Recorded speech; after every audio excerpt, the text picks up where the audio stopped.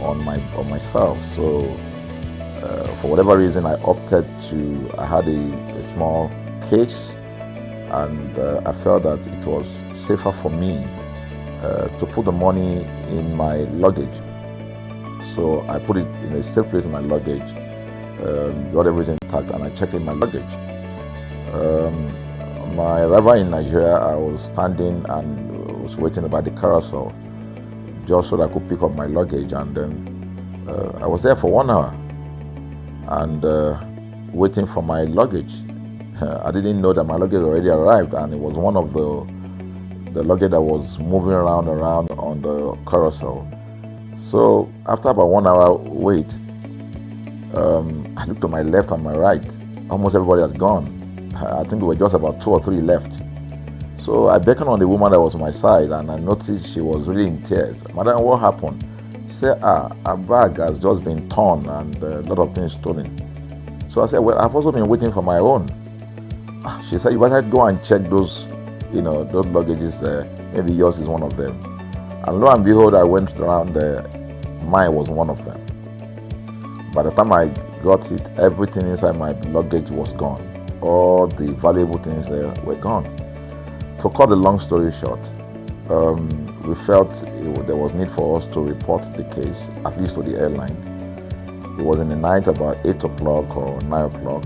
We went in to go and see the officer that was in charge. As soon as we got in there, the officer said, "Oh, so sorry, but you will have to go to our head office in somewhere in Victoria Island, to lodge a complaint." Okay. So the next day we went to the Victoria Island and we lodged a complaint, and that was it. And since that day, I'm talking a story of over 10 years ago, I didn't get a call, not even a call from that airline to talk to me about what happened to my luggage. Now, about a month after that trip, I had another opportunity to travel out of the country. This time around it was to US, and it was an official assignment. And I flew on, I will mention the airline this time around. I flew on a BA. I really didn't like BA. I usually go with Virgin Atlantic and things like that. But my protocol officer convinced me and said, "Okay, you will love BA. Why don't you go on BA?" Anyway, so I went on BA to US. And of course, when I returned from US to Nigeria, we had to do, of course, there will be like a connecting flight, from Heathrow. So we got into London Heathrow, and then because it was through Heathrow that we went, and then so they changed since it was BA, they changed the aircraft this time around to a bigger one. Clearly because there were more Nigerians, or more people that were planning to come to Nigeria, and then we boarded. Not quite 10 minutes into the flight, in the air, the aircraft started malfunctioning. The air conditioning compartment were not functioning very well. I was on what you call business economy. The whole of that business economy, all the way to economy side, the ACs were not working well. It was hot. And then I was watching. And then from that moment till we got to Nigeria. From that moment till we got to, I'm just trying to paraphrase. From that moment till we got to Nigeria, I could remember very well how many times the pilot, broke into conversation and had to apologize and say, "We're really very sorry about this." He was giving us almost every 30 minutes. There's always a kind of update. "So sorry, this is what we're doing now, this is what we're doing." While we were on that journey, I also remember an incident. So they came, the crew apparently couldn't resolve it. They couldn't manage the crisis or what was going on about it. They couldn't fix it.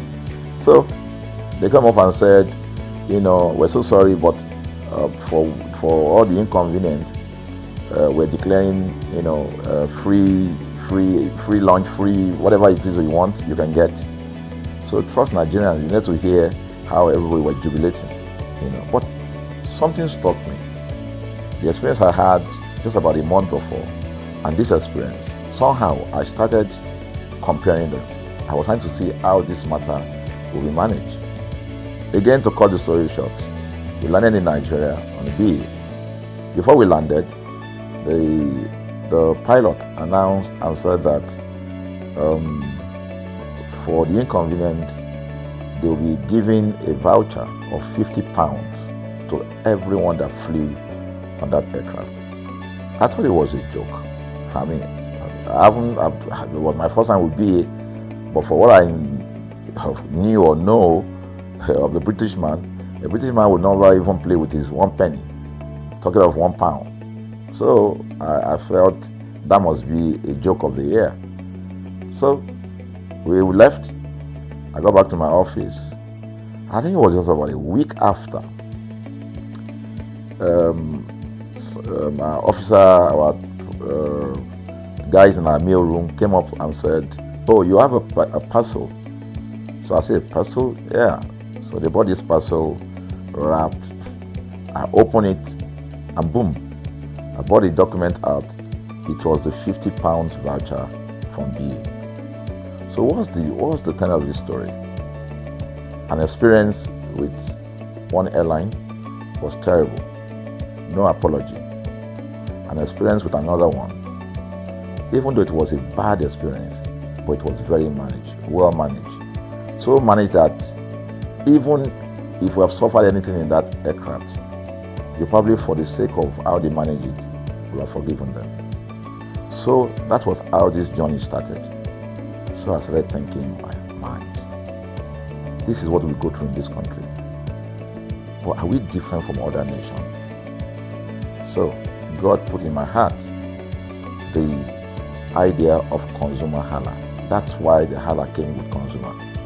And we started that journey about 10 years ago. We started by creating a platform called ConsumerHalla, where consumers, so I discovered that Nigerian consumers don't have a voice. So things happen, and that's it. We live with everything. So we've started the journey from creating the platform. We have an app, we even have a magazine, and we thought we could move it from that to the next stage, which is the television. So the TV today, has come.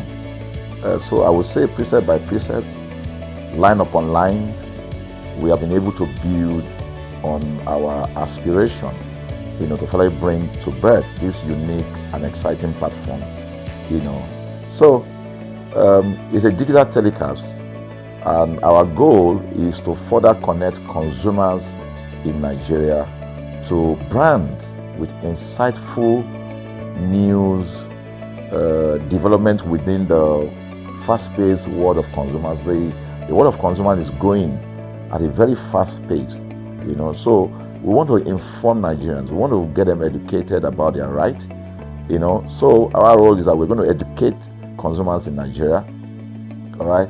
So by bringing them specialized and what you call analytical, research-based content generation that will inform, educate, sensitize the audience, So that's ConsumerHallaTV. So I call it an offshoot of our ConsumerHalla brand. ConsumerHalla brand actually was the first we call it the first complaint or consumer complaint resolution portal. When we started it about 10 years ago, or about 7 years ago, it became the first complaint resolution portal.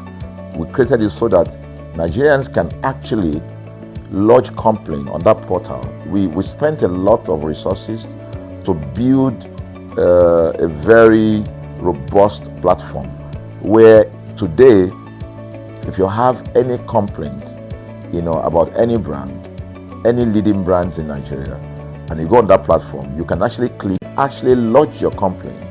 And once you submit it, that complaint will be routed to that organization and within 72 hours, we will obtain feedback for you. We build it in such a way that we have connection to almost all the organizations, and it's been working. We've resolved several complaints for people without having to charge them any penny, because the idea is not to charge. So what we have done with ConsumerHallaTV is to take it to the next level. So we hope to change the narrative. We want to give the right direction. Nigeria has the largest consumer market in the world, with a population of over 220 million people. Why should we be the one that is suffering the most? Everywhere you turn to, it's as though Nigerian consumers don't have a voice. You're traveling, you buy a ticket. For whatever reason, an airline will wake up middle of the night,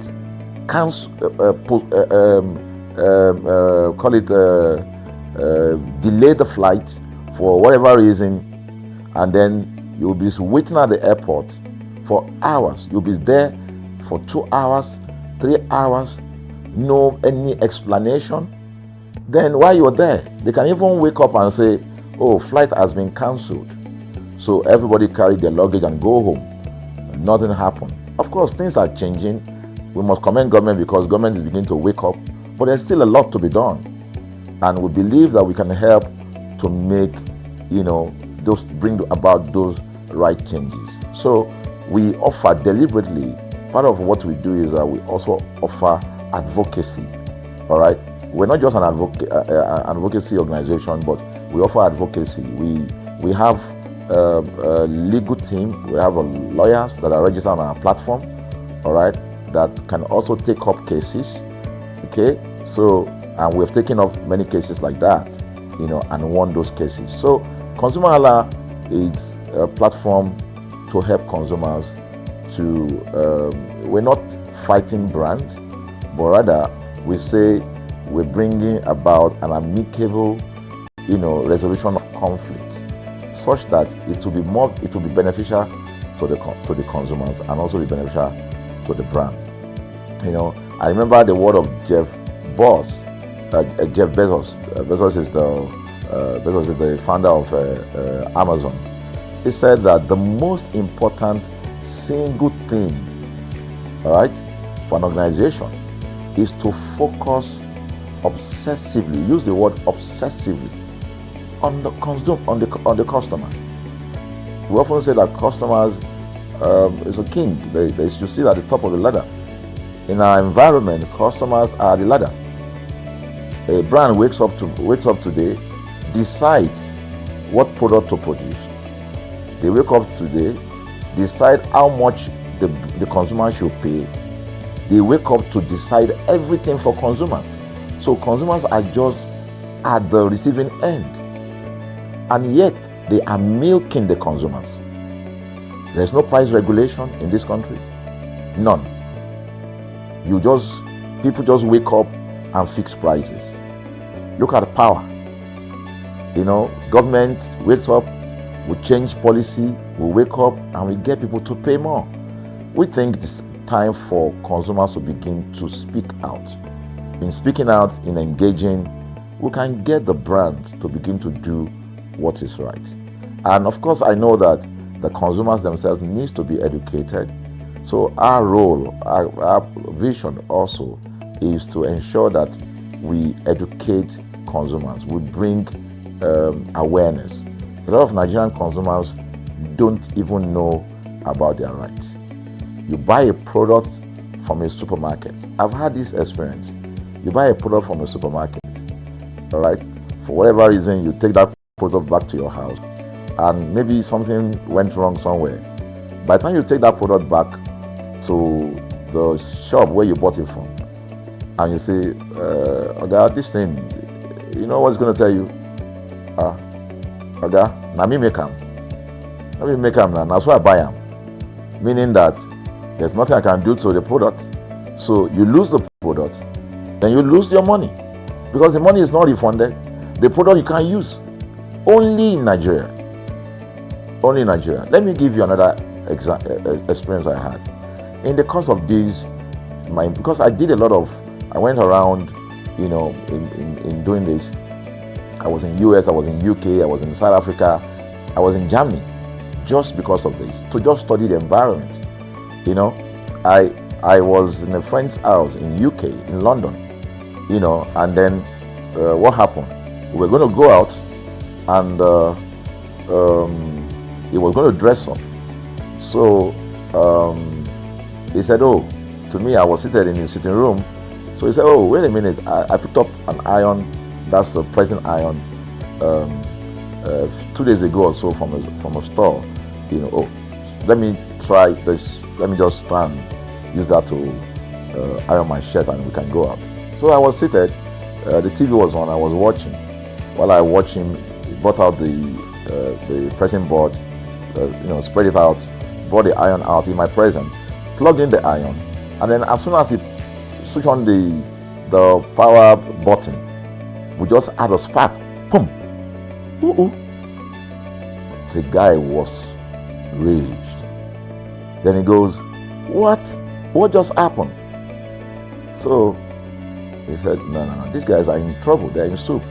I was thinking, what are you going to do? I was trying to compare that experience to what would have happened in Nigeria. In my presence there, he opened the pack. There was a card inside it. Inside that card was a call, number to call. And they called the shop or wherever he got the thing from. I was hearing the conversation that was going on. And all he said to them on the phone was, look, by the time he even called, clearly because they already, through the call, they could trace where he was calling from and who was calling. He said, yeah, I pick up this number. What? I just plug it to power and then the thing just, stop, didn't work. At the other stop, didn't work. At the other hand, I could hear the voice. At the other hand, I could hear the voice. Oh, we're so sorry. We're sorry about that. Oh, we're so sorry. We're sorry about that. And they said, this is your address, yeah. And they said, this is your address, yeah.